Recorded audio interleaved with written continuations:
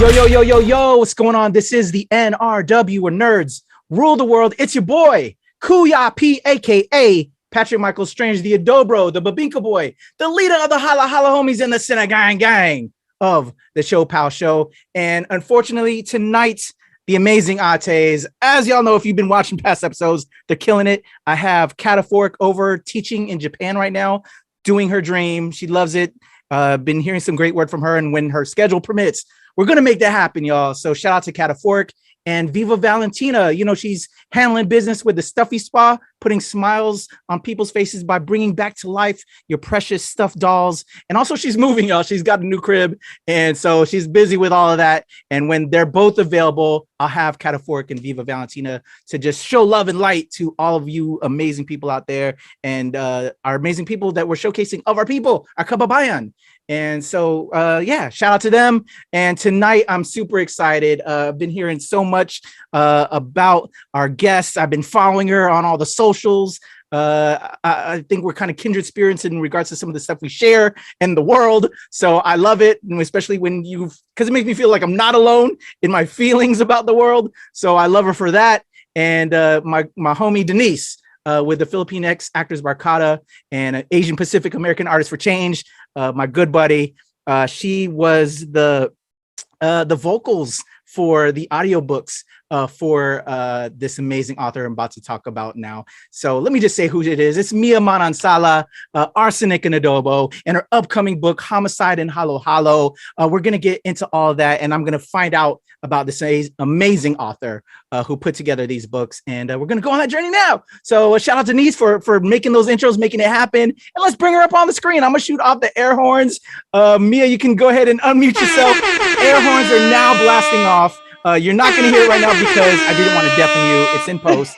But welcome. Thank you for coming through. Yeah, thanks. I appreciate that, pow, like, kind of welcome. Got to give the love and light. Got to give the energy because, we got to support each other as kababayan, as our people. And with what we're doing, inspire that next generation. I got a little one who wants to get into all this. And so I got to show, yes, we can do this. And thank you for being that representation and what you're doing. And let's tell your story. I'm super excited to know what makes you and just inspire everyone to hear that, as well as myself, because we all need inspiration.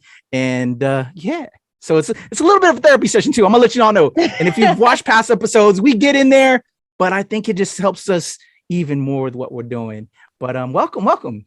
How are you doing? Thanks for having me. I am, I've been saying this lately, apologies in advance. I'm on deadline. My book 3 edits are due literally tomorrow as we're shit. So I've been really fried. But I'm super happy whenever I get to take a break and talk to other creatives, because that energizes me. So thank you so much for having me on the show. Oh, definitely. Okay, so I'm not going to waste too much time because I know how that can be. And woo. All right, well, let's just start from the beginning. I like to take it back to the very beginning because I think, and as you know through your works as well, we got to give love and light to those that came before. Because the only reason we're here is because of the sacrifices they have made for us to be where we're at now. So if you could tell us a little bit about, where your parents, how they came over into the States, or were they already here? Let's take it back to them. Can you tell us a little bit about some of your ancestors, aunties, uncles, or your parents? Yeah, sure. So, I watch up your episodes, like the where are you from? No, where are you really from? I got that a lot, surprisingly. So I was born and raised in Chicago, but my parents, my mom is originally from Quezon City and my dad's from Cavite. Hey, my mom's from Cavite. Yeah, so my mom came over when she was a kid. So she was only 12 years old when she came over with my grandparents. My dad didn't come over till he was an adult, after he married my mom, because both of my grandfathers were accountants in the Philippines and they worked at the same company, so they knew each other. And they did, God, I almost feel like I should write a weird rom-com. So they tried to do the hookup. It was literally I love it. My dad's parents reached out to my maternal grandparents and were like, hey, Marion's still single, Nilo is also single. Why don't we'll pay for her to come to the Philippines to come meet. And like, if they hit it off, awesome. If they don't, it's a free trip to the Philippines. That's, like my mom was not looking for love. She was in her early 20s at the time. She had been in the States for like a decade, and she was just like, I miss the Philippines. I miss home. I haven't been there since I moved here. I'll take this free trip with family friends. She knew them. It's not like they were like a bunch of strangers. It was like, okay, yeah, I'll stay with these family friends and get a free trip to the Philippines. Whirlwind romance. 6 months later, my parents were getting married and my dad was like moving to the States. Like, oh wow, that's so dope. I love that. Yeah. And it's one of those things where like, knowing it worked out, I'm like, oh, that's so romantic. But like, if it happened now, I was like, man, 6 months. Like, I think there's like an olden season. So like, I have a sweater I bought 6 months ago I don't even like anymore. Like, you're gonna marry, but things were different then. And again, I'm glad it worked out because here we are. That's amazing. That's a book in itself, homie. I know. I'm like, do I write that one of these days? Maybe. Okay. I dig it. All right, so whirlwind romance. They get married. They love. They found each other, and so he comes here, or how? Yeah. So he moved over to Chicago, and I grew up in a multi-generational household. Because he was coming over. They were not going to buy, so he stayed with my maternal grandparents. So like, I grew up with my mom's parents, my parents, me, my 2 younger brothers. I had 2 cousins that lived with us. It's one of those, like, I talk about, immigrant households where sometimes like, there's like that way station where family and family friends will stay for a short period until like they, get solid on their feet and then they move on. Like, that was our house. Okay. Yeah, no, I know that well. I love that. So tell me, let's talk about age 1 through 10 growing up with that kind of environment. So, for me, I didn't really think of it as like anything different. So like, the neighborhood, and I grew up in Chicago, is a working class, majority Latina neighborhood. So like, there was a lot of immigrant families, but like, not a lot of Asian families. Like, we were the only Asian one, but but like, it wasn't that weird because like, we were used to people having large families all in one house. Like, it wasn't a big deal on my block, and I went to a Catholic grade school, which was also majority Latina, a couple of Filipinos, because like, if we're Catholics, you'll find other Filipinos around. So, but again, like, it was not out of the ordinary to me, because again, that's how lots of people were living, with multiple generations in one house. Like, the idea of like the nuclear American family, I was like, really? Like, you're an only child? That's it? Or like, oh wow, you've always had your own room? Oh man, luxury, kind of a thing.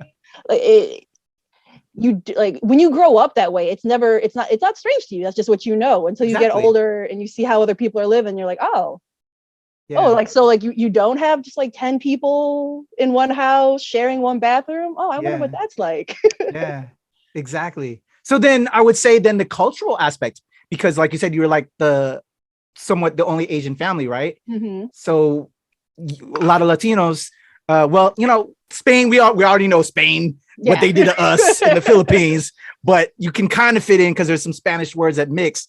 Mm-hmm. So finding that you're Filipino and in your family, what was that like, getting close to your culture in that mix between 1 and 10? So like, it was tough because like, I look the way I look. I my whole life I've been told I don't look Filipino. Like, I'm not mixed. Well, I'm as not mixed as you can be from a colonized country. So, but in that neighborhood, like, I fit in pretty much, because we're all brown. We all had black hair. Mm-hmm. Most of them, they, were kind of like adopted me into their homes. So it's not that different. Like, I always fit in that way. Yeah. But I never had a Filipino community. So for me, like, listening to people talk about like their connection to the Filipino community, like the videos I've been watching and just like people I meet, I'm like, oh wow, California, that must be nice. Right. Where it's just like so normal to have like all these huge like Filipino, like we got, and like in Chicago, we got Seafood City less than a decade ago, like 5 to 6 years maybe. And I swear to you, like, I walked in and like, my husband was like, my husband's not Filipino, he's black. He was like, are you okay? Because like, I swear I almost started crying because I was just like, look at all this for because like Chicago can be pretty segregated. Like there's lots of like little like ethnic enclaves and neighborhoods, but there's no Mhm. like Filipino town. There's not Yeah. like one place. Like it's pretty scattered. Yeah. So I never really found that Filipino community growing up. All I had was my family. So for Mm. me, you know, talking about I have never. It's really strange because I hear whenever we talk to people, like people always are like questioning their identity. Oh, am I Filipino enough? Am I Filipino? It's not that I've never felt Filipino enough. I think because people are so quick to be like, oh, you're not really Filipino, that like I like double down and I'm like, I'm not questioning, like, you don't get to define who I am. Yeah. I know who I am because of my family. Mm-hmm. I may not have been born there. I may not speak the language. I can understand it though, because like I grew up listening to it, but Okay. I still, I don't know. I feel like probably like you don't get to tell me who I am. Tell it. I've always wanted to know more because there was a lack of it Yeah. growing up. Yeah. So when people are like, oh, how do you like define your identity as a diaspora? Like, do you ever question? I'm like, no, it's other people that need to like listen and accept it, like. Yo, tell it. Tell it. Mhm. Yeah. So did you immediately connect when you learned out this is who we are? Or did you like resist it? I like to sometimes bring up an amazing film by my man Dante Bosco, The Debut. Yeah. I'm not sure how familiar you are with it, Yeah, but yeah, if you yeah, yeah. remember his story, and he brought over his white friends, and they're like, "Yo, what's that smell? What's that man crate barrel man over there?" He got a little bit, uh, he wasn't proud of it. You know what I'm saying? He kind of put it Mhm. to the side. Did you ever feel that way? Are there aspects of our culture that you learned that you really love and appreciate, like our food? We all love our Mhm. food. Can you tell me a little bit about that and how that was for you?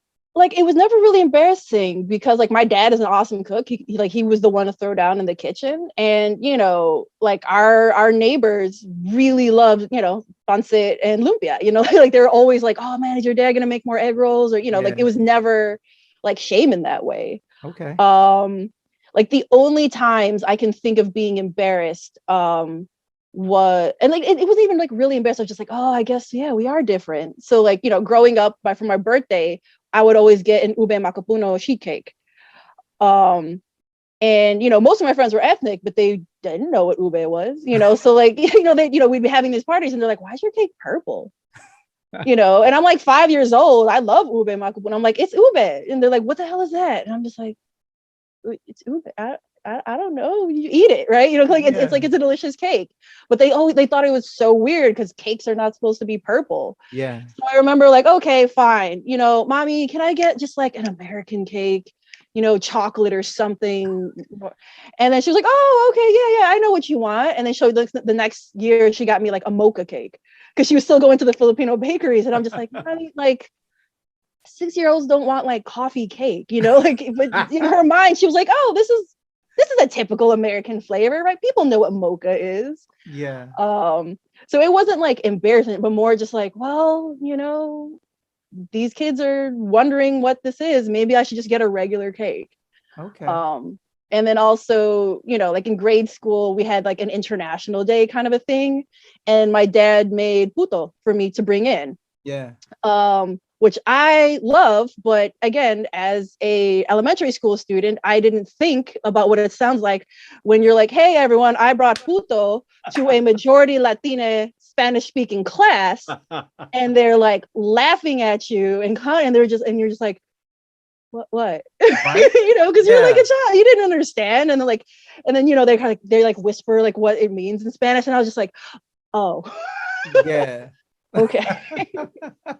But it's the best, y'all. It's the best. Yeah, so it's like it wasn't me like, oh, I'm ashamed of bringing in these rice cakes. I was just like, oh, this translates very differently in Spanish. Yeah. Oops, kind of a thing. Exactly. My ring light went out. Sorry about that. No worries. No worries. It's all good. I love that, and I'm with you on that. So what would your parents tell me so between 1 and 10 going into now, like going to school, leading into your school days, what would they say you were into, and do you recall what you were into as well? Basketball, books, and cartoons and video games. Okay. Yeah. I saw in my notes you're a little bit of a geek. And Marvel, yeah. What did you get into? So I'm assuming because you're in Chi-Town, it was the Bulls, right? Oh, well, of course. Yeah. Of course. Yeah. And baseball at all. So was it the White Sox or was it the Cubs? See, like my family, other than my mom, but everyone else in my family was like super, super into sports. So like they love the Cubs. I personally do not care for baseball. Yeah, I'm not. It is a very long sport, shall we say. It's not my thing, but like my family in general supports the Cubs. Okay. Bears?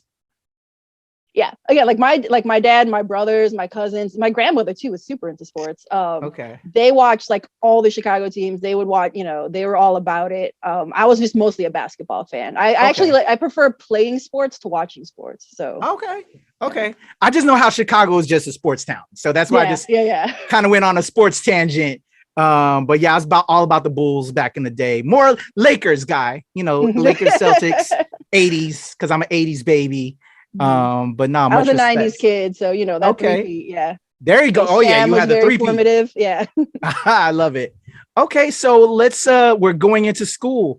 And you're now getting like an education. Were there any subjects? Because I know, and we all know that you're an author, you're a writer. So a lot of that foundation happens then. Did you know it back then? Tell me about, going into your school days, and did we see early signs of creative writing there? Yeah, definitely. I mean, I didn't think of writing as a career, but I always knew I loved like books and writing. I remember, I can't remember, was it 4th grade, 5th grade? Like sometimes like teachers would have you like write like short stories or reimagine, a popular story. And like my short stories would always like win awards and stuff like that. Like I like to joke, because the first story that I ever remember like actually writing, so we were supposed to do like our own retelling of the Three Little Pigs story. And my version was that the big bad wolf was a drug dealer that the Three Little Pigs were trying to bring down. And I was like 9 or 10 years old. So I was like, okay, I guess I was always meant to be like a crime writer, Yeah. And my teacher was just like, I don't know where you got this idea, but you did a really good job. Like, she's like, it's really well written, but what's up with, what's going on here? Yeah. Okay. I dig that. You know what? That reminds me, because I'm a writer as well. And I've been asking my other writers, and just kind of I don't know how this all came to be, but it seemed to be kind of like where I think all of our creative writing kind of started in a way. Were you a good liar back in the day? You know what I'm saying? I mean, were you a fibber? Like with your parents? Like, nah, did you make up stories to just like, get away with certain things? And did that, maybe start some of this genesis that, of creative writing, because you're telling stories to get out of stuff? All I'm going to say is I am the only girl in my family, and I'm the eldest daughter in an immigrant household. So you will not confirm nor deny. Maybe there were some things that I had to say because my parents were, my family in general wasn't cool with it. I mean, that's all I can say. I love it. So, all right. So you know what I'm talking about. All right. So we're in school. We're learning about ourselves. Can you tell me about those developmental years? If you weren't exactly seeing your path as a writer then, what was your path? What were you getting into? And as you learn about yourself? I mean, starting like really young, I was like I want to be an astronaut and an NBA, not a WNBA. I wanted to be an NBA player to play with Michael Jordan. Hello, Chicago. Okay. Dream big. But then as I got a little bit older, because I just didn't. I don't know. There was something so, I don't know, like for me, when I was a kid, like authors weren't like books just like came into being. Like the idea that there are there's human beings out there whose job it was to create these wonderful books I love so much. It just didn't occur to me, that you can make a living doing this. So I always thought I was going to be a teacher when I was younger. Like, because like when I was really young, like in grade school, like I was on the basketball team and in the honor roll. So like they would have me, I would tutor the kids who were on like academic probation. Okay. Because like they have to have a certain GPA if they're going to play on the team. And I'm like, you got to play, like, we got to, like, come on, let's, so like, the school would have me tutor them as part of like the service hours you have to do, like, before you can graduate. Yo, so that's the genesis of your book coaching in a way. Yeah. Yeah. Wow. Yeah, same thing in high school. Like I was also like, there was like a writing workshop where like we would tutor kids like who didn't know how to write essays and things like that. So like I was tutoring like peers and younger than me for some time. Like I was also like the assistant coach to my little brother's basketball team when I was in like high school and college. So yeah, like working with youth and like just kind of like writing and mentoring and coaching and that kind of thing just kind of came naturally when I was younger. Okay. All right. Woo. So you were a perfect entrant for college with like electives and all of that. So well, let's go ahead and fast forward it to that point. Because that's one of our big questions. And I'm sure, as you know, as Asians, it's okay to love the arts, but we want you to be an engineer, a doctor. What did you want to do when it came to that time period and where you're choosing where you wanted to go and what you wanted to major in? And or what did also your parents, were they kind of pushing you? Did it align? How was that? So my parents have always been very supportive. Because, as I said, like my mom moved here when she was younger and, growing up, she wanted to be an artist. It's my grandparents who were like the very strict, stereotypical, like, oh, you got an A, why not an A plus? Like they were those, but my mom was not. Okay. She wanted to be an artist when she was younger and they were like, no. So she's like, I know what it's like to have like your dreams squashed and I don't want that for you. Yeah. But she, like, her and my dad were practical. They're like, if you can take care of yourself, right? Like if you find something that means you have like a stable job or just stable money and we don't have to worry, we don't care what it is. We just want you to be happy and secure. It was one of those like, follow your dreams, but trying to do one of those. So like I said, I wanted to be a teacher. So like when I first entered college, like I became part of a cohort to become like a early childhood education. And then like my first year into it, I realized it was not for me. Okay. I love like the actual like teaching in the classroom aspect, but any teacher will tell you like there's so much more to it than that. It's a lot of like admin and politics and paper, it's just like that's not where my heart lay. So I was just like, okay. So I switched to English as if like there was anything else I could do with that. Yeah. Not creative writing, but like, studying literature. And like my grandfather was so mad.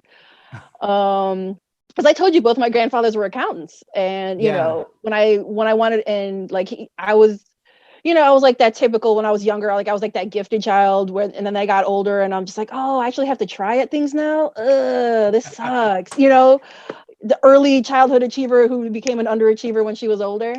But like my grandfather knew that I had the smarts to, choose a higher paying job. And he really wanted me to go into accounting. And I was like, nah, like my soul would die. He was like, you already speak English. What are you going to do with this degree? Yeah. He's like, what, teach? And I was like, maybe, probably. And he was just like, disgusted. He was like, no. Like that's like the only pushback I ever got, regarding that. So did you stay locally in the state of Illinois or did you go elsewhere? Oh yeah, I was not allowed to leave. I was not allowed to dorm. So. Like I stayed at home. I commuted every day. Nah. Oh wow. So then, because in college is where in a way, you can bloom, I guess, a little bit more. You're not under their wing, but you said you were commuting. So did you feel stagnant? What was your mindset as you're becoming an adult and you're supposed to, grow. Did you feel like you grew? How was that for you? I mean, yeah, because I got to meet, I had less of a curfew, I guess, technically, like even though I was an adult, like, I still had to be home by a certain time, but I was allowed a certain amount of freedom that I wasn't before. Yeah. I got to like actually choose courses that I was interested in studying. I got to meet lots of people, speaking of nerds, like my main social group through all of college was like the anime club that I met. And it was great because like most of the anime, we're people of color. We were just like, oh, thank goodness. It's not just like, like me and a bunch, it was like, it's actually a pretty diverse group and like a really cool crew that I'm still, most of them I'm still friends with to this day. And, college was like a while ago. Yeah. So Yeah. you're in school, you're learning. Was there anything you come to realization with like the world, and while you might have been pursuing this degree, did anything change at that moment? What are some of the lessons that you learned Yeah. So I during mean, that like time? you mentioned being stagnant, and Yeah. I realized for a time that I was. Okay. So the so the so like I'm married now, like my husband, like my husband now. I also like I first started dating when I was 18. Okay. And that's a long time. Yeah. And then we were both in a place, and I can talk about this because again, we're back together, so happy ending. But but at the time, we had been together for like 5 years when I was nearing the end of college, and like again, I was still living at home because that's what you do. I hadn't like left. I had never been on my own. I hadn't left Chicago to go to college. I didn't even get the dorm experience, like we said, you know. And I was just like, oh, I felt the need to really do something else. Yeah. But my mom was like really not cool with me moving away to do things. But the only reason I was able to get away is because like I got a great opportunity. So like when I was studying at university, I took a Korean class, like for a humanities, I needed to, a language prerequisite. Mm-hmm. And the professor of that class was in charge of a program, like it was an exchange program between the government of South Korea, where you can go there to teach English for some time and get some credit for it if you are an education or an English major at our university. And I was like, oh, and they pay for your flight, they pay for your housing, you get, even though you're technically a student teacher, like you actually get paid for it, which you do not get paid for that in the US. You do that for free. There you would be getting like a stipend to live on and everything like that. And I was like, okay, yeah, let me take that. And I did it, and it was for 6 months. And I loved it so much that I came back. And when I graduated, I moved back there for 3 more years. Oh, wow. So like in that time that, that relationship was just like, you know what, you're going to be like on the other side of the world for a while. Why don't we like split up, take some time apart to see what it is, what we really want, what we really need, Yeah. Cause like I started again, I was 18, I was 23 at the time. I was like, let's see what else is out there. Cause we both were feeling like, I love you, but kind of a thing. Yeah. Yeah. So like that, those 3.5 years that I spent teaching English in South Korea were like some of the best years of my life. I learned a lot about myself. I went from living at home with 1 million people, having to check in with my parents all the time, to living completely alone on the other side of the world, being able to do what I want. Yeah. It was fantastic. It was good times. I love that. Yeah, no, it's I think we all have to have that time period to help us. So with that, I like to drop and figure out times when we're doing these conversations to pinpoint specific lessons or just some things you would want to tell other people that are watching this that might be going through the same thing right now. So what would you say, from everything we've talked about this far, and then where you're at this point in your life, are important lessons, like taking that trip to just, hey, I got to do me for a second. We can reconnect if it's meant to be. What would you say? Would that be one of them? Oh yeah, definitely. It was one of those, like, I like, to be completely honest, like, and I've said this to him, and he agreed completely. Like, if I had just stayed and we had just like not taken that time apart, I don't think we'd be married right now, because I don't think we would have grown the way that we each needed to become the person we wanted to be. And then, because, like, not to be super, like, he needed to learn that, he had to be able to find happiness on his own. Like, he couldn't just rely on someone else to make him happy. And I had to do the same thing. I had to be like, well, this is just, comfortable. I know I love him. Why isn't this good enough? Like, good enough is not, what you want for yourself, really. So yeah, like, it's one of those, yeah, like, again, it's one of those, like, if you're meant to be, it's meant to be. We were apart for 3 years, but like we were, in all honesty, still friends. Like, we still cared about each other. We still kept in touch during that time. And there came a point, he dated a bunch, I dated a bunch, and we were like, man, dating kind of sucks. And like all this, like, and And I would come home once a year to visit the family, and we'd reconnect and hang out. Like, we still had that connection. And it's just that being apart made us like really appreciate what that connection was. And they're like, oh wow, like what we had is pretty rare. Like, not, we don't have that kind of connection with just anyone, you know? So we appreciated each other more just because we were allowed to get that space to breathe. I completely agree. I met my wife when I was in the military, and the absence makes the heart grow fonder. You know, it, like you're saying, and learning to let go a little bit, come back, and it's just it's special. And no, I feel that in every way. All right, so you're in Korea, you're doing your thing, you're teaching, and then you come back. You know, and this is post college, right? Post university. Yeah. And you're doing what you're doing, but how do we get to the point where you want to start writing stories again from lying, creative writing from back in the day? How do we evolve into wanting to write books and write your own content? So I would say those two things are actually directly connected. Okay. So I came back to Chicago 2014. Excuse me. Partly because some really good friends of mine were getting married, and like I just you know, I had missed so much. You know, like I was having a great time, but life goes on here too. You know, people. And for these particular friends, I was like, I can't miss this. I have to be there for that. And then also like my father's health was like getting worse at the time, and like it's one of those like, yeah, I should be there. Yeah. You know, and so like that's why I came back. You know, mid 2014.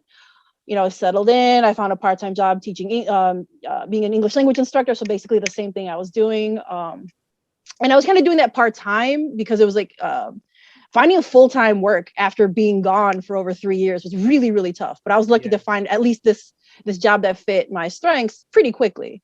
Okay. But like after a year of that, I was just like, oh, so I'm still at home, doing the same thing, hanging out with the same people, all people I love. But it was just like, after being on my own and you know, traveling around the world, you know, I was going to be 30 soon at that time, which again, at that time seemed so tragic. But now that I'm in my 30s, I'm like, man, 30 is awesome. But again, you know,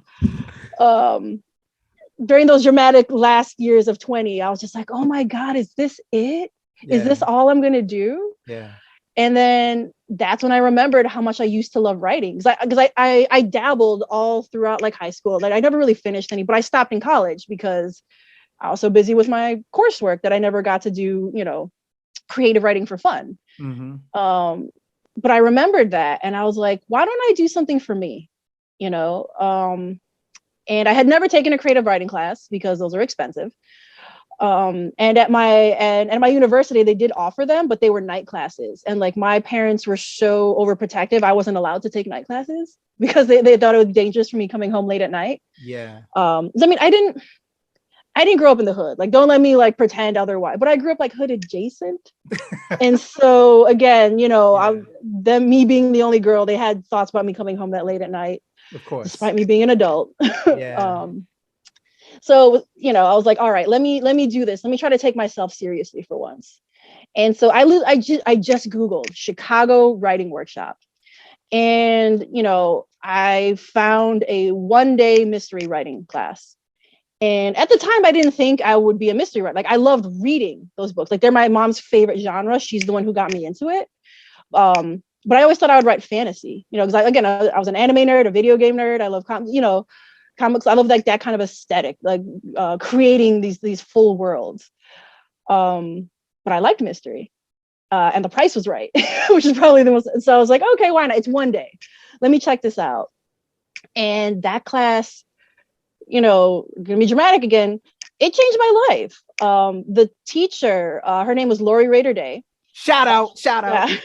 And like, you know, like people, anyone who is like, every single time I talk about my journey, there's 2 people I always talk about. My very first writing teacher, Lori Rader Day, and I'll explain why in a minute. And then my mentor, Kelly Garrett, which I'll also get into in a little bit. So the reason I always shout her out is because at that first class, I came up with the idea that would become my very first book. Not this book, which again, I'll talk about my journey in a minute. And so she looked at what I wrote in the class and she was like, oh, is this your first time? I was like, yeah. She's like, you've got something. She's like, I think you're a mystery writer. And at the time, she was the president of the Mystery Writers of America, Midwest. Wow. And she was like, hey, you know, I'm the president of this organization. It costs money to join, but the meetings are free. And, you know, I think it would be really beneficial for you to come to a meeting, you know, because like, you know, they talk about craft. It's a good chance for networking, this and that. And I was like, oh, I don't know, you know, I'm not really a writer. I don't really have anything. And she's like, no, this is the best time. You know, you don't want to wait till you already have something finished. You want to start building that early, because you want to, you know, you want to find people who are a little bit further than you, who can kind of help you out, you know, to help you with you don't know, because publishing is it's a lot, right? It's really opaque. It's really tough, you know. So you want those people who are ahead of you to kind of help you out and guide you a bit. But you also want to make friends with people who are at the same place you are, who are just starting out, so you can kind of learn and grow together. Yes. And I was like, you know, and then it turns out the meetings were literally a mile from my house, because I don't drive. I'm very Chicago that way. I don't drive. And I was like, oh shit, I can literally walk to these meetings. Like, how is that not like that's fate, right? You know? Yeah. Yeah, wow. Exactly. You know, so I was just like, all right, fine. I'll go to a meeting. And like when I first went, I honestly didn't think I was going to stick around. Because at the time when I first joined, this is back, you know, 2015, like that organization and mystery in general was much older and much whiter. And so like there was 2 people of color at the meeting, and then everyone was at least a decade older than me, because again, at the time I wasn't even 30 yet. So I was like I don't know. But that teacher, she saw me, she remembered my name, she was like, Mia, hey, you came to the meeting, I'm so glad you did, you know. And then she like introduced me to the people there to make sure I felt welcome. Like she went out of her way to make sure I felt welcome, because you know, I'm an introvert. I you know, I like when I talk, you know, like again, I used to be a teacher, so I have to, you know, be entertaining, and you know, I can turn it on when I need to. But like in a new setting where everybody already knows each other, I was like, I don't know if I belong here. I can't just jump into it, you know. So she was like, no, you belong here. Here, let me introduce you to some people. Like she really, really went out of her way to make me feel welcome. So help me stay. That's beautiful. That's beautiful. That's really dope. Okay, so you're in the meetings, and that's all building. So again, so that was the first person, right? That you pointed out. Let's talk about how, like, so you're going to these classes, and when you start building up the confidence, and then that next person who takes you on that next evolution of Mia Manansala. So another thing I have to thank Lori is like she would find like these opportunities, like grants, awards, and things like that for unpublished writers, like in mystery. So she's like, oh, hey, by the way, I heard about this. You should check it out. You know, it's for you, you know. So like I won a scholarship. And then I won a pretty big grant. It's from there's a mystery convention called Malice Domestic. It takes place every year in Maryland, and it's mostly for traditional mystery, like the stuff that I write, like the amateur sleuth type stuff. Okay. And they give a grant of like $2,000 to unpublished writers, and you know, she's like, oh, okay, you know, it's free to apply, why not, right? So you know, I sent it in, and I won. And like at the time, like I won at like at a time like I really, really needed it.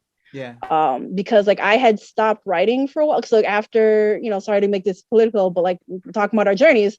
In 2016, after a certain someone got elected, I got really, really depressed. Same. I asked myself, I'm like, what is even the point? Like, who is waiting for this? Is anyone even gonna like care when we've got all this garbage going? Like, yeah. And so I stopped writing for months. Yeah.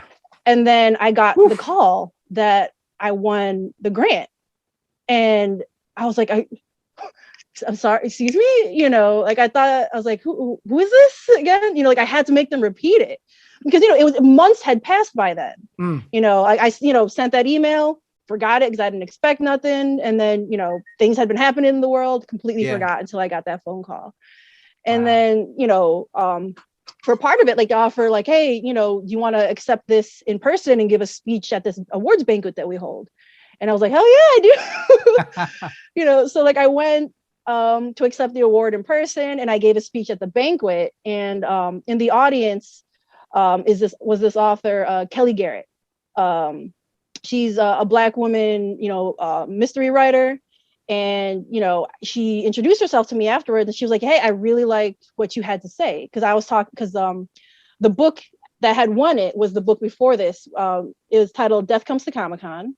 And it was about a queer Filipino-American millennial solving a murder mystery at a Chicago comic book convention. Wow. And I was talking about how I started writing this because even though I love mysteries, I've never seen myself on the page. I wanted to do my part to add to the conversation. And she was like, I really like what you had to say. Your idea sounds fascinating. I'm a mentor with this organization called Pitch Wars. Is your book finished? And at the time I hadn't finished it because you only had to send in a few chapters for that particular contest. And I was like, no, I'm not finished yet. But she's like, well, finish soon, because the deadline is whatever date it was. And I would love to read your manuscript. And so I finally had to push. I was like, oh my God, someone wants to read my manuscript, So I finished it, I applied, and she chose me as her mentee. Yo, is that so? Hold up. Because I'm a comic nerd, as you can tell. I used to write and publish comic books as well. And one of the many hats I've worn and still wear. Is that book out? Can I cop Death Comes to Comic-Con? Well, speaking of writing journeys, so it is not. So that book, I thought it won me those grants. It got me into that mentorship program. It got me my first agent. And then it never sold. But for a year and a half, I got close. For a year and a half, that my first agent was trying to sell that book, and I got close 3 times. So for people who don't know, in traditional publishing, particularly with the bigger houses, there's a million steps you got to go. You got to get so many yeses. Right. So it's you need, a literary agent to represent you. And then you got to find an editor who wants to take you on. And then there's one more step above them, which we call acquisitions, which is the sales team. And we have to convince the sales team that you're a good investment. Right. That's where it becomes publishing is a business. Right. It doesn't matter how good the book is. They want to know, can I sell this? And they said no, they couldn't. They said I had no audience. One of them told, because my agent forwarded me the rejections. She was like, one of the salespeople were mystery is traditionally an older white female audience. We don't know who this book is for. Some of them were like, you should try YA, it's more diverse. So the fact, my character was queer and Filipino and a younger subset, and at the comic, it was too many boxes that I was checking, and they're like, we can't do anything with this. So it died on submission. I know so many people beyond myself that would want to read that. It's the super I talk about my writer friends, and I talk about the separation between what readers want and what publishing thinks readers want is just vast. So true. Because the people at the top, they're older, they're white, they're usually cishet, and they don't really get how diverse it is out there. And they always want the same but different. They want to be able to I know this sold, here's a slight twist, bam, something completely new, and we're just gonna keep on following the same strategy every time. They didn't want to have to rethink everything. And so this was back in 2018. Things are a little bit different now. A little bit different, right? The baby steps. Hence the little. So I'm sure you thought, and we're gonna get to Arsenic and Hollow Hollow. Then I don't want it to die. I'm on this journey right now because I'm such a comics nerd and all of that, and just the concept of this story. Did it pass your idea? Okay, publishers aren't picking up, which we all deal with as creatives, to self-publish. Or maybe adapt it into, because I could see it takes place at a Comic-Con, right? I could see it as a dope graphic novel, maybe adjust the script to that effect, right? So any thoughts about that at all? It's not, it died on submission at the time, but it's not dead and buried, shall we say. Like, Okay. I have hopes, especially now that like I have a track record. Things are a little bit different now. Yes. You know, I want to revisit it, revise it, especially now that I'm a stronger. So, you know, in a way, I'm almost grateful because like that book means so much to me. And the skills that I had at the time, I don't think do it justice. And I also think with where publishing was at the time, they wouldn't have done it justice either. So I would like to revisit it now that I've grown a bit as a person, as a writer, and so has the industry. So I'm really hoping, because like I had such a fun series planned. I've already like outlined the second book, which takes place in the world of wrestling. Like it's gonna like it was gonna be like a geek millennial thing, you know. So I was like, okay, Comic-Con, wrestling, you know, maybe like tabletop gaming, because I play D&D now, you know, and like all these like various like really fun settings that I think would like really lead to like rich worlds and drama. I really wanted this. you know. Yeah. I totally forgot you were into wrestling too. Like you and I could totally hang. Like I think you and I legit, you know, I have a lot of people and I've met a lot of amazing cats on this, doing this. Like I could totally hang with you. I think we would have a ball. I love that. All right. So you knocked that out. Unfortunately, it doesn't get picked up. But again, fingers crossed. I'm hoping that Genesis is into something else. You know, once you put your hands back on it, because I know you have thoughts on that. Was there anything prior to leading into Arsenic, or did you go straight there to Arsenic? I went straight there. So, you know, one of the things that, you know, other writer friends who were further than me said, like, once your book goes on submission, work on something else, you know, like, because like you're just sitting there, like refreshing your email, praying that your agent's gonna have good news. And like, that's just so unhealthy. It is so unhealthy.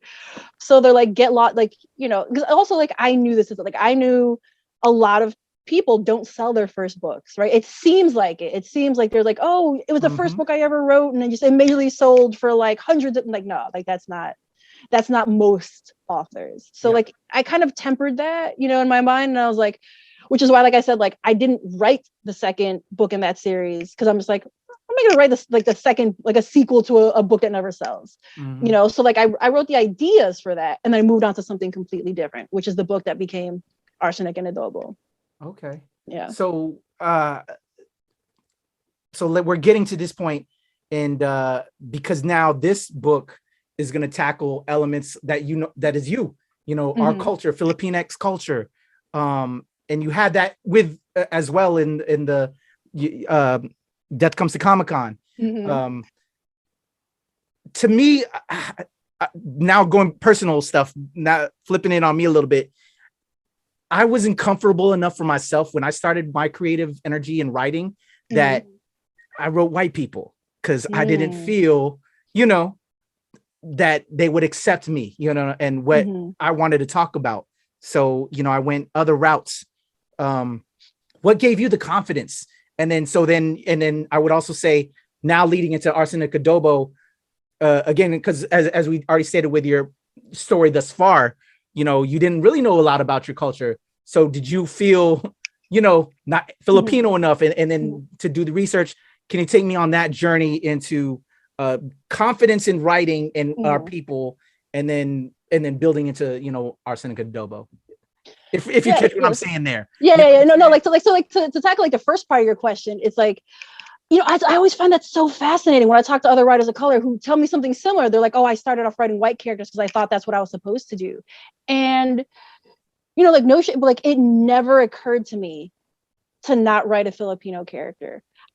But I think that's because I know like the lack was so obvious. Like, I wanted to read Filipino characters so much, because again, I didn't have a huge connection to my culture. I wanted that connection. I wanted to read books that featured us, you know, like the only books I could find were like, you know, like nonfiction, you know, which, like, you know, I read because I wanted to learn about our history and things like that. But like, I wanted to be able to get lost in a world the way I did with all these other like white characters. So, you know, like that Toni Morrison thing, like, you have to write the book that you want to read. Like, I really took that to heart. I'm like, why am I going to spend time with these characters? Like, they're fine. Like, they are well represented. I want to write a character that I can see myself in, that I would, you know, that I want to spend time with.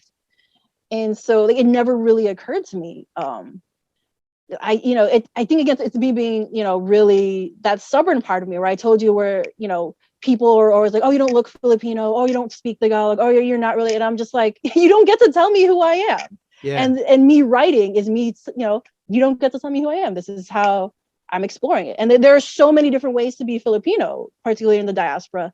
And I wanted to show a version of it. There's no, no culture is a monolith. So like, and I didn't. So this is like two-pronged. One, I wanted to, show like this is an aspect of what it's like, particularly a Filipino in the Midwest, which is a very different experience, I think, than a lot of, other literature has. But also that, this is just my experience. It is one person speaking. It is not the only way to be like this is not a textbook, right? Like if you want to learn about Filipino culture, like this is not meant to be educational necessarily. Yeah. But at the same time, I did want to make sure that I was not being too biased in my perception of what it's like to be Filipino. So I actually, for Arsenic and Adobo, at least, I hired a Filipino sensitivity reader, a homeland Filipino, so born and raised, currently living, lived in the Philippines her entire life. And she was about the age of my protagonist as well. So like that also helped. Oh. And so she helped me make it I would say fuller and more rounded. And she pointed out the areas where I was not only being biased because oh, so that's just my family. That's not like a Filipino thing. But she also showed me how biased, I was being from an American perspective, where there are just certain things that I assume the reader should know because American culture and pop culture is just so prevalent. You kind of expect that. Yeah. The privilege of it. And, I mentioned it in my author's note, and I'm just like, oh, dang, okay. Yeah. Thank you for that, I'm so curious what all that is. I mean, part of it is just with the grandmother, as I had written her, she was a little bit flat. And people might say she's flat still. I don't know. But for me, I had based her on my maternal grandmother, not 1-to-1, but certain aspects, certain feelings that she kind of brings up in my main character, Lila. I based on, things that I got from my grandmother. But she was almost stereotypically, because the thing is my main character, she likes to bake, but she likes to bake Filipino fusion, right? She likes to take Filipino ingredients and put a spin on them and kind of have fun with them. Yeah. Whereas her grandmother is very no, that is not traditional. This is how it's supposed to do, this is how it's supposed to be done. Yeah. This is how we do it. That, the argument over authenticity, shall we say. And, and I was being, I was really portraying her just being oh, she's so closed-minded, she's so da-da-da. And my reader was she's I can see where you're coming from, but you also have to look at her perspective. She's been in the US, how many years now? What, 30 plus? Has she been back home? No. Well, then food is her one tangible connection to her homeland, right? She's other than family, food is what she has that connects her. It's not just food to her, right? It's her memories. It's her heritage. It's a moment in time. And I was dang. Yeah. Woo! Because I was already people ask all the time, why food? I mean, other than the fact that I love it, it's my favorite thing in the world. Yeah. I was already writing on how food means different things to different people, right? How food is a love language, how food culture, how food, and I was already tackling that. So when she brought in that extra layer, I was damn. Okay. Yeah. Oh man. Okay. So I love that. And that you got somebody to help you with that, to bring those elements. That's so dope.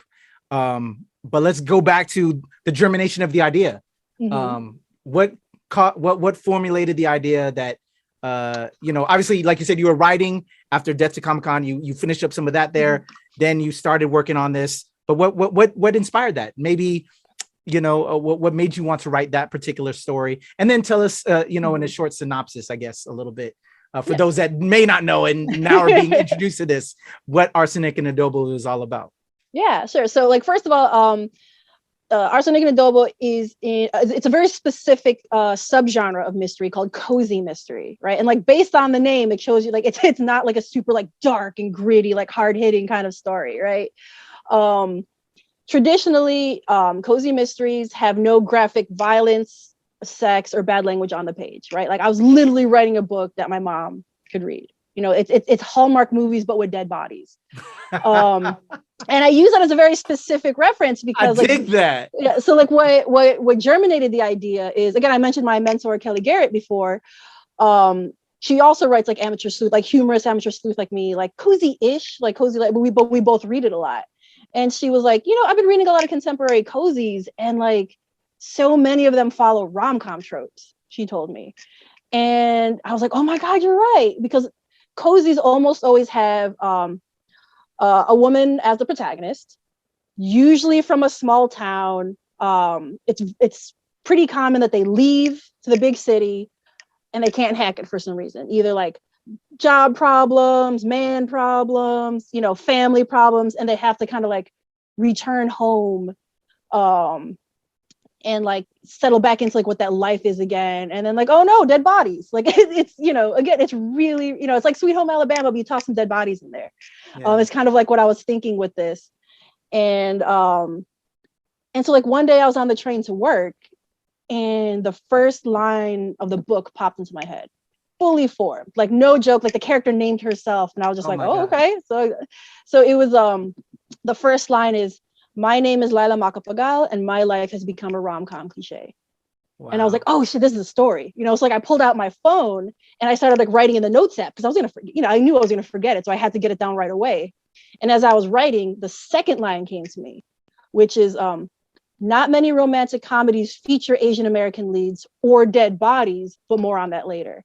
And I was like, that, and then like, so like this was back in 2018 and my debut came out 2021. In those 3 years, those first two lines have never changed. I love that. Oh, chills. Chills. That's so dope.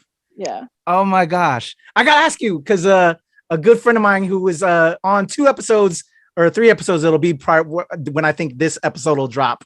Jake Macapagal. Any did that? Where did Macapagal come from? I have no. Like my mom asked me the same thing. She was like, "Why that last name?" And I'm like I said, that name fully formed. Wow. That's how it came to me, and I was just like, "Oh, okay." I don't put a ton of thought into names either. Yeah. Sometimes like, it'll be like a placeholder name. Oh, excuse me. Yeah. But like most of the time I'm just like, what's the name? All right, that works. And I just write it down, That's such a Filipino name. And then I build behind it. That's so Filipino. Yeah. Yo, and I gotta tell Jake what's good. Hey man, because he's a big star over there in the Philippines with Metro Manila was his big film. So shout out to Jake Macapagal. But I know I noticed that when I was like reading the breakdown and everything, I was like, oh shit. Any chance? But that's super dope. All right, so tell us a little bit of a short synopsis about Arsenic and Adobo. Yeah, so it's about young Filipino American woman from a fictional town in the Midwest called Shady Palms. She moves to Chicago for college, thinks she's making big moves happening, and she walks in on her fiance cheating on her. So she runs back home, to lick her wounds, kind of regroup. And since we're talking, like Hallmark movie stuff, like her aunt's restaurant is failing. It's her job to revitalize it and make it successful again. And then, one day she's working at the restaurant. Her ex-boyfriend, her high school boyfriend, ex-boyfriend walks in. And because it's a murder mystery and not like, a rom-com, it's not a second chance at love. He is the town's vindictive food critic. Oof. Who has been trying to get her aunt's restaurant shut down on the regular. And so, that day, mid-review, mid-meal, after an argument with her, he drops dead in the restaurant and she becomes the main suspect in his murder. So she's got to clear her name and save her family's restaurant. Super dope. I love that. And where can people catch that at, and where can they pick that up? And in all different formats too. Because I want to shout out to Denise Cabanella, the homie. Yeah, the audiobook is amazing.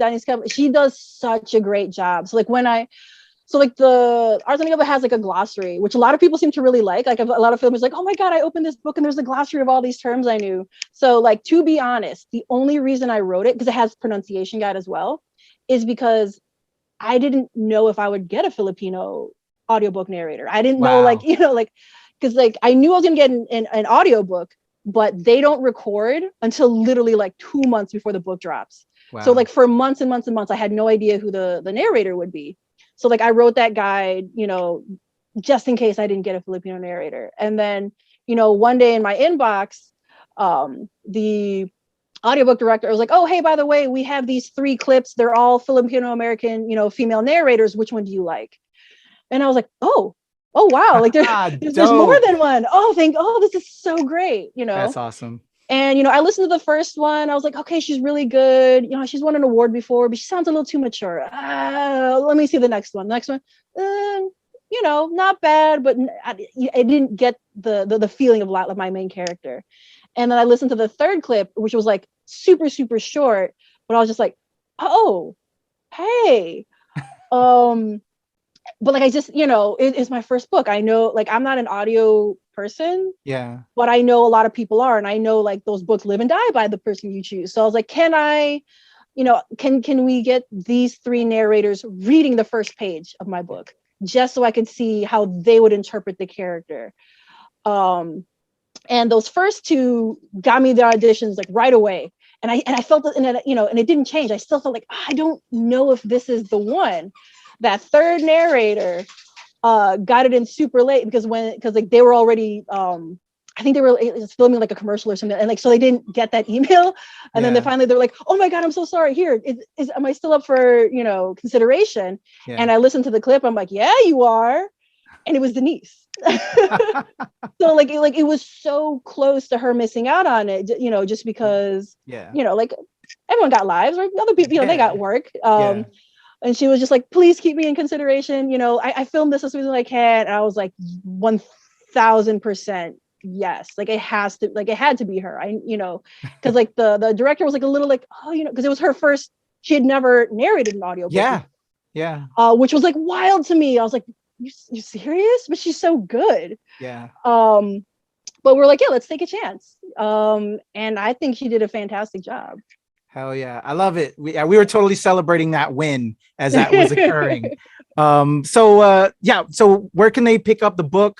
Amazon, I would assume that's where everybody picks up stuff. Yeah, but it's one of those like, most places where books are sold, like Amazon, Barnes and Noble. I always prefer you shop at your local indie if they carry it. Yes. But if not, like basically, if you want like signed copies, or like if you go to my website, which is just my name, www.miapmanansala.com, I have a list of indie bookstores that I've partnered with where you can get like special swag or signed books and things like that. So there's a bunch of different places you can go.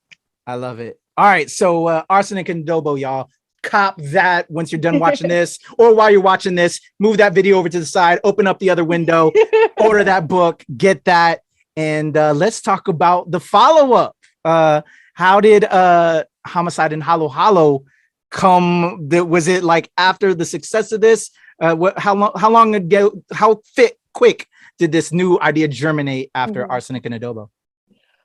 So actually, I want to back up a little bit. Just okay, because, I want to be no, because like I realized I forgot something, and like I think it's super because we were talking about like how important it is to be like honest about journeys because people only ever see the wins. Girl, tell it. So like I mentioned how my first book, the Comic-Con book, didn't sell. So a year and a half goes, it doesn't sell.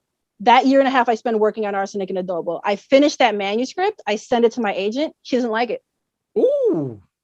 And she's very honest with me. So like. Again, it hurt. Coming deep at the time.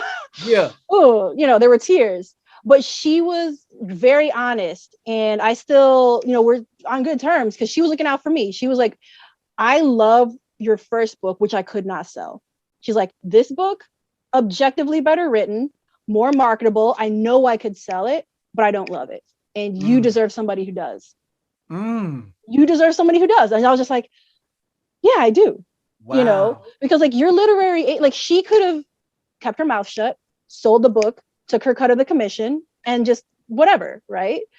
But no, she knew I deserved someone who was going to champion me. She knew I deserved someone who believed in me and my writing and my career. And so we split up, we kind of, agreed to part. And so, I was crushed because it's so hard getting an agent the first time. And I had already come off a year and a half of my first book not selling. And I was like, damn, and that's another, why I said, like, get your community together early, because writing is so lonely and there are so many lows that, like, if I didn't have my people hyping me up and being like, no, keep going, your writing is fantastic, we know this is for you, who knows what I would have done, right? But I believed in the book, so like I polished it and I started querying and I looked for a new agent. And this time, I signed with a new agent 2 weeks after I started querying. We did some light revisions and she sold my book at auction in 2 weeks. Wow. Which does not happen. Again, like, people think like it usually takes months and months to sell a book. So the fact that she sold it at auction, which means more than one publisher was interested in it, in such a short time, I was like, dang, a year and a half of rejection, my own agent rejects me, and then suddenly, like, it feels like that. That's amazing. Publishing is wild, and so, but it is related to what you just asked me, because it was a 3-book deal. So like, I didn't just sell Arsenic and Adobo. Cozies are almost always series. So my agent was able to negotiate, this first book is finished, but they also contracted me to write the next 2 books. So, those books hadn't been written yet. I thought I would have more time. But I wasn't going to complain. So Homicide and Hollow Hollow, which I got my copy last week. It's right here. Dope. So that was rough. I'm not gonna lie. So the industry, we saw something called like second book syndrome, which is like where like the second book is often like way harder to write than the first. Yeah. For that first book, I had all the time in the world to make it right. Nobody was waiting on it. I had no contracts, no deadlines, other than the one I self-imposed. Yeah. So I went from taking years to write a book to like, okay, you're under contract. Can I get that book in 6 months? Because like Arsenic and Adobo came out May last year. Homicide and Hollow Hollow comes out February 8th. Yeah. And book 3, Blackmail and Babinka, comes out this October in 8 months. So like, bam, bam, bam. Wow. And is that what you're working on right now, or is this another book? Yeah. The one that I'm like, I'm editing right now, that's book 3 that comes out in October. Dope. So it's like, those tights are tight. Yeah. Wow. I love this. Oh my gosh. And have you spoken that is the title for the third one? Are we not supposed to say that yet? No, it's okay. It's official. Blackmail and Babinka is the third book. So let me tell you, I love these names.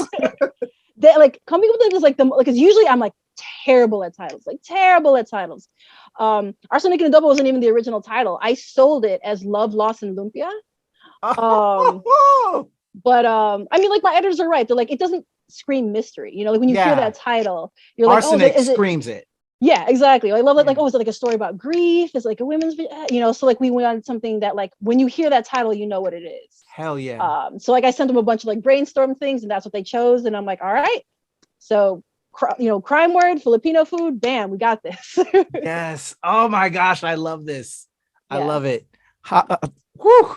And they all work together. Just money. It's just money. Arsenic and Adobo, Homicide and Hollow Hollow, Blackmail and Babinka. Oh my gosh, I love that.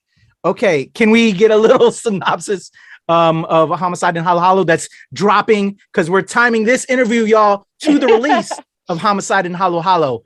Can we get a little bit of what that's about? Yeah, sure. So you're asking like how I came with the idea. So like in my mind, I was like, all right, what is something that small town America and the Philippines has in common?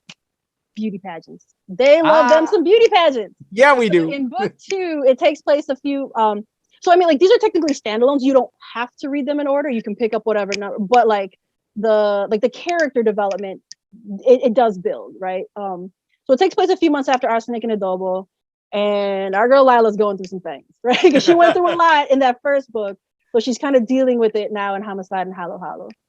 And It's summertime. The town's big festival is going on, and the Miss Teen Shitty Palms pageant is back. And it's a pageant that she has a strong connection to, being a former winner.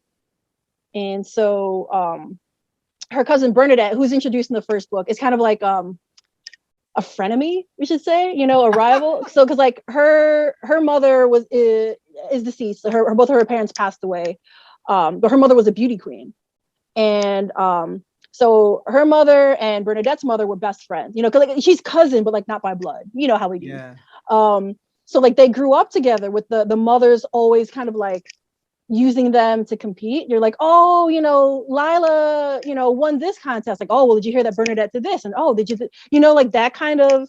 Yes, the Joneses. So they spent their whole lives forced into a rivalry because of their moms. Yeah. And this pageant that came back is part of that rivalry. So like it really brings up a lot of like tension with both of them. But Lila, being a former winner, is asked to be a judge for this pageant, and she doesn't want to do it, but they kind of guilt her for and so she's like, okay, fine. Fast forward a bit, the head judge is a bit of a creep, unfortunately not uncommon, and he is found murdered a few days later. And Bernadette's the main suspect because she was seen threatening him, the night before, because of his creeper, activities, basically. So, they gotta put their differences aside because, Bernadette may be a pain in the ass, but she's not a murderer. Lila knows that. Yeah. So they kind of team up and handle this case. Okay. Lila keeps finding herself in the wrong place, wrong time, like moments. Damn. So we can pre-order this book right now as well, as it drops and everything. Yep, it's available for pre-order, and it comes out officially. So like the paperback, the ebook, and the audiobook all drop February 8th. Wow, there we go. Y'all pick that up, cop that. I love that. This is so dope. Yeah, and Denise is narrating this one again. So we were able to get her back. So Denise is also the audiobook narrator for Homicide and Halo Halo. Oh yeah, hell yeah. Shout out to Denise again. I love you, girl. We were celebrating that win too when that happened as well. Like we have like this whole like thread group that, yo, what's good? We celebrate our wins, because and that's again like community. It's so important to find those people who are gonna like hype you up and like you can commiserate, you can celebrate, because we all know what it feels like because we're in it, Totally. Yeah. Totally. Love it. Yes, completely. I love that. Awesome. And then as we were saying as well, Babinka. Oh my gosh. Yeah, Blackmail and Babinka. Blackmail and Babinka. There we go. That's in October, but we don't want to talk too much on that. We actually would love to have you back. I'd love to have you back to talk about Blackmail and Babinka, to highlight that right before that drops, if we could. Amia, I'd be happy to find some time because I know you're a superstar now, and I love it. I love it. No, we gonna keep this energy in 2022. We're gonna keep that movement, that forward momentum happening. So I love it. You knock those out. You're trying to knock out Bail Money and Babinka right now. So I don't want to keep you too much longer, but I know I could talk to you for a long time because you and I have a lot of similar interests. What else can we expect outside of that? Or is it just all about Bail Money and Babinka right now? So luckily, again, like pretty rare, but so like I'm so happy. I guess, Arsenic and Adobo must have done pretty well because my publisher bought the next 3 books already. Like book 2 hasn't even come out. They bought books 4 through 6. Girl, go! Yeah, we are guaranteed at least 6 books in the Tita Rosie's Kitchen Mystery Series. Oh my God, I love it. I love it. It's like awesome because like, ooh, monies, but also like scary because like, oh shit. You got work to do. I found some of these books and I don't know what they're about. Oh man, I love it. No, but you're gonna have it. It's gonna come through, and the community's here to support and show love. Like, please, like I said, I want you back when Bail Money and Babinka comes out, and then as these other books drop, let's show love and light. You have the open door. You're kababayan now. Like, let's do that. Any interests? So you jumped back into writing, which we chronicled that journey. You're writing these books, but again, you're a comics head. You love anime. Are there possible other doors or possible avenues that you also want to maybe travel? I know you got 6 books to write. I know. Has there been any thought to that or any interest at all?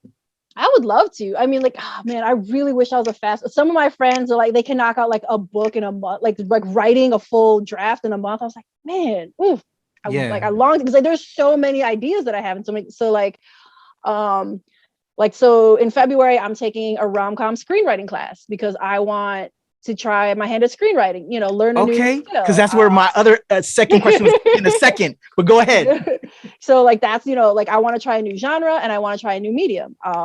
Comic books definitely, like I would love to, you know, write a graphic novel, whether it's an adaptation or something entirely new. Video games, I would love to do video game writing. I do like a lot of, like, I mostly play like JRPGs and stuff like that, or like visual novels, like real story-based things. Yeah. And you know, I'm not gonna pretend, but I'm just like, man, I wonder if I could do that. You know, like I would really, really be into that. So like, there's just so many avenues of storytelling that I want to explore if I get the time and opportunity, you know. I still have that dream of writing kidlit, you know, because I told you like fantasy and like middle grade especially were like what caught my imagination. And I think it's so important that kids get to see themselves, you know, represented at an early age as well. Like they shouldn't have to wait till they're grown ass adults like me before you're like, oh, look at that, we exist, you know, kind of a thing. You know, like big dreams, like a Rick Riordan presents, you know, Filipino mythology based series. So yeah, I mean, I want to try it all. I really do. Well, I want those doors to open, and if you're listening, if you're a producer, you're money. We need the cats with the money bags right now to help us out. I love that. Also, because you're a wrestling fan, you know, WWE needs better writers because they're trash. AEW is killing it. I don't know which one you're going for. I'm AEW, yeah. Like, man, Vince McMahon. Yeah, right? Tell it. But like, I hear about those writing rooms where he just walks in and like tears it all up and they're like, okay, we go on air in like an hour. I would be kind of scared, right? Everything. Yeah, I don't need that kind of abusive, like. That would be the most. Yeah, nah, but I love it. I love what you got going on. And yeah, in regards to the screenwriting, I brought that, you know, I love that you brought that up because sorry about that. It's all good. It's all good. I got dogs too. Like you were saying with Arsenic and Adobo, and like I could see those as like you were saying, Hallmark films with dead bodies or whatever. I love that as well. And again, yeah, Denise is part of my actors group, and we call ourselves the Philippine X Actors Barkada. We're trying to, you know, a rising tide lifts all boats. We're coming together as actors, we're filmmakers and writers, and we're starting to write our story. So I would love to see that translated down the line. And if you're actually looking into that, yo, you got to cast the actors ready and rock and roll and filmmakers, producers of our, you know, a various creative type. I love it. And hopefully that is just, we're putting energy into the universe, and that's going to spark because I would love to collab and work with that. Man, I could talk with you all day. But I know you got stuff to do, and I'm looking at the time, so I apologize. We're going a little bit over on time. But my last question then is, because we're going to have you back. I got to have you back when Bail Money and Babinka drops. Yeah. But it's a nerd question because we are the NRW where nerds rule the world. If you were to give a nerd TED Talk, and I know you're a card-carrying nerd, so because you're going to come back. So I'll give it a little bit harder next time. Okay. But what would it be about? If you could give a nerd TED Talk on something that nobody knows about outside of your book writing, and you're an anime head, what would you want to give a nerd TED Talk on? What can you talk that no one could challenge your gangsta on? You know what I'm saying? Man, like, I don't even. If you know more so than you than know anybody, that maybe people don't know, that you're a secret closet fan of, that you know all about it. I don't know that like I know all about it, but you know, maybe how like Persona is the perfect game series, you know, or like how you know, Persona 4 is like the perfect small town murder mystery wrapped in like this fantastical, that was a like Dreamcast Japanese game, right? It was originally PlayStation 2. PlayStation 2. Okay. Mm-hmm. Yeah, I mean, like Persona 5 is like the splashier one, and like, you know, like the art is better, the soundtrack is so dope. I do a lot of writing to like video game and anime OSTs because I don't like lyrics most of the time, or at least ones that I can ignore. But I need to like, you know, get that feeling of being hype while I'm trying to write. Yeah, I feel that. So like Persona 5 and Into the Spider-Verse are two of the most perfect soundtracks ever, I would say. Okay. So yeah, probably something about the Persona video game universe. Okay. I love that. All right. So, okay. I have so many questions. I want real quick. Okay. Go to anime. Ooh, dang. Right now I'm watching Demon Slayer. Okay. Okay. Favorite wrestler. Ooh, okay. I right now, don't if not know old school. Yeah, like I don't know if I have like a favorite right now, Okay. but like I'm really, if we're talking like I feel like Rhea Ripley and Bianca Belair are being kind of wasted where they are. Girl, tell it. AEW is awesome, but I really wish they could do more with their women's roster. You and I are cut from the same fucking cloth. Let me tell you. It's like they're doing so many good things, but Tony Khan, you have this, like, you can do so much more, you know, like you've built up this great thing on the men's side, but you've also got like extreme talent on the women's side. Let's do, you know. Hell yeah. So yeah, I just really think, you know, they need to get more love. So just give me a wrestler out of AEW then. I'll take Bianca and Rhea over WWE. Give me who's your wrestler over at AEW. Oh man, I feel, unfortunately, because I really want them to build up their women more, but I just feel like Orange Cassidy is just so much fun to watch. Yes. I was at Dynamite and Rampage last week, and the Chris Statlander match with Orange Cassidy against Bay, DMD and Bebe.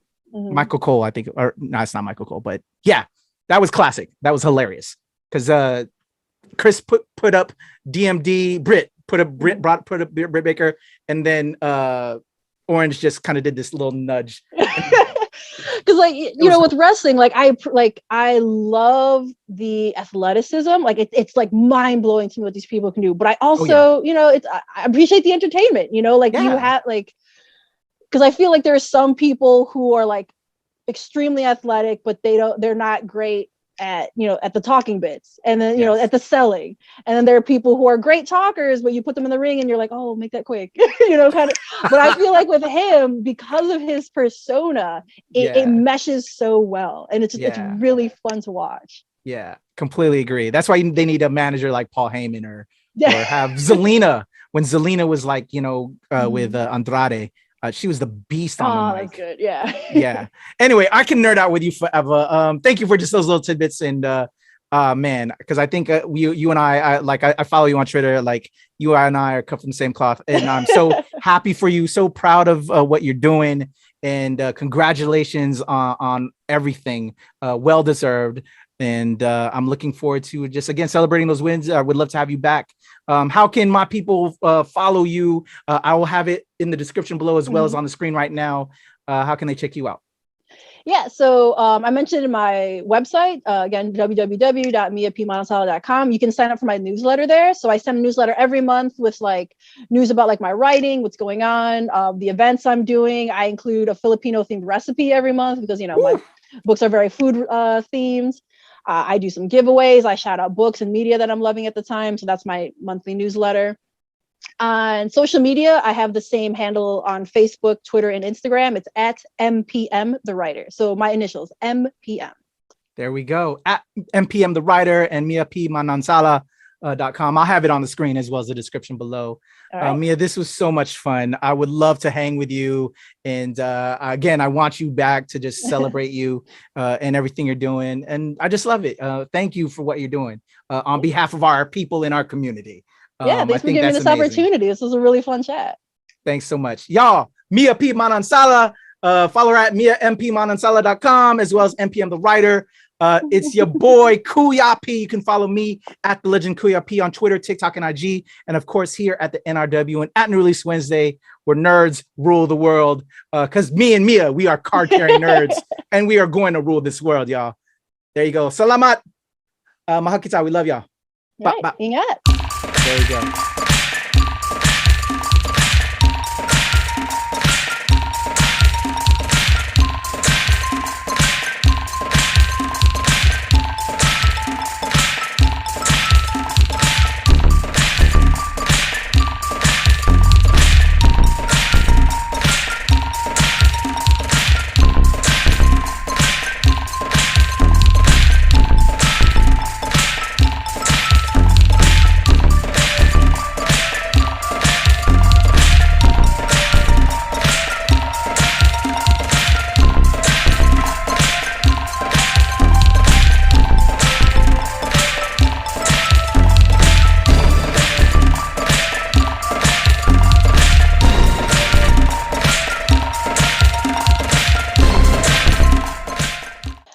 everyone. This is Kuya P. Manansala, author of Arsenic and Adobo, and I'll be appearing on the ShoPowSho, and where I'll be talking about my writing journey, why it's important to build a community, and nerding out about anime, video games, and wrestling with Kuya P. I hope you can catch the episode, and see you there.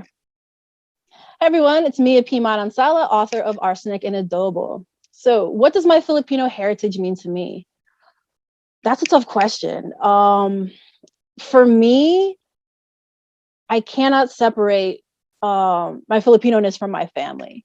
All that I know about myself and my culture and just my history is centered around my family, my ancestors, the people I grew up with. And this is a question that I think so many of us might spend quite, those of us in the diaspora at least, will be spending a lot of our lives thinking about. It's a connection to a time and a place and a people that I may not know, but are still a part of me. And I cannot forget that, and I cannot ignore that. And it's something that I'm still learning about on almost every day. What I love about my writing is, even though I write light, fun, entertaining mysteries, it's not about any of the deeper issues, but I still get to explore some of that in my writing.